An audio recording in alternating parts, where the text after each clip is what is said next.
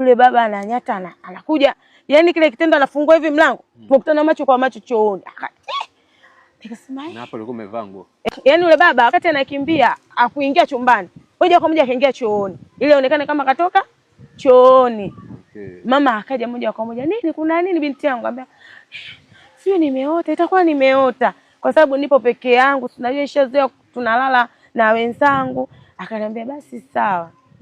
Kapita.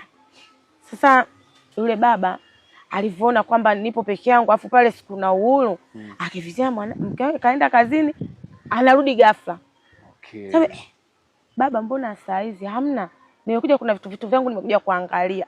Huwezi kumuuliza sana kwa sababu ni baba mwenye nyumba. Okay. Na mimi yule ni bosi wangu. Sasa mchana naenda kuoga. Nafungua mlango hivi naingia chooni. Nashangaa kama nasikia nyayo zinanyata. Nikasema hichi nini kinachonyata? Huko ndani kuna miskule au mbona kama nashindwa kupaelewa? Naona mbona mwanzo nilikuwa sivioni hivi vituko. Yule baba ananyata anakuja. Yaani kile kitendo anafungua hivi mlango, tukutana macho kwa macho chooni.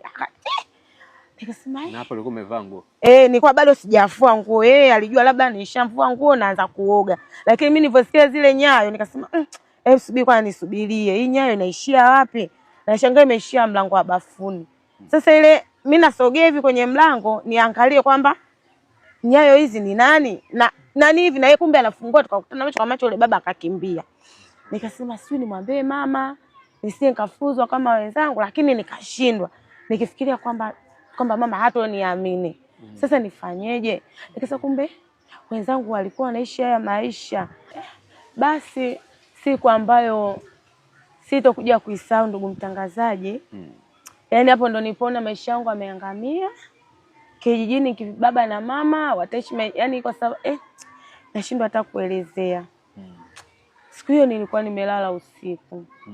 Nilikuwa nimelala, unajua mtoto wa kike ukiwa peke yako unajiachia.